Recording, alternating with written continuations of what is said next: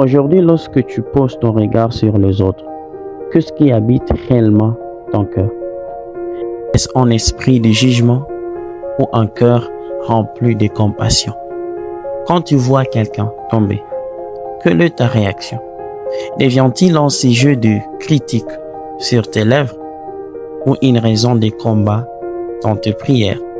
Cherches-tu à l'enfoncer davantage ou à lui tendre une main pour le relever? Nous vivons une époque où plusieurs, au lieu d'être des refuges pour les âmes blessées, sont devenus des tribunaux ambulants, prononçant des condamnations sans jamais manifester la grâce.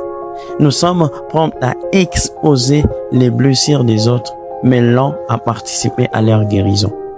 Mais une question demeure: qui t'a établi juge de ton frère? Nous nous appelons chrétiens, pourtant nous sommes parfois loin de refléter le cœur de Christ. Jésus dit un jour à Pierre: le diable t'a réclamé pour te cribler comme le blé, mais moi je priais pour toi afin que ta foi ne défaille pas. Jésus n'a pas exposé Pierre, il a intercédé pour lui. Il n'a pas annoncé sa chute à la foule, il a préparé sa restauration. Aujourd'hui, qui est prêt à gêner pour celui qui est tombé?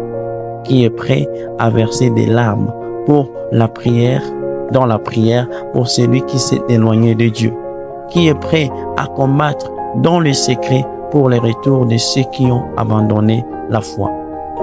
Réfléchissons un instant. Dieu connaît nos combats cachés, nos blessures invisibles, nos chutes secrètes et les pensées que personne n'entend.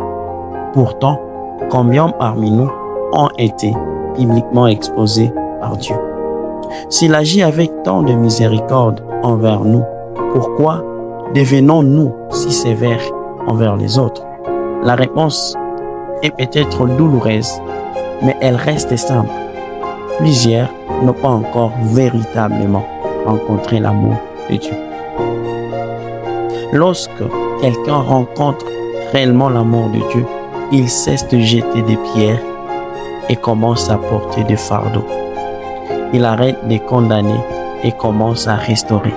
Car ceux qui ont été touchés par la grâce comprennent une chose: nous sommes tous debout aujourd'hui uniquement parce que Dieu a choisi de nous relever lorsque nous étions tombés.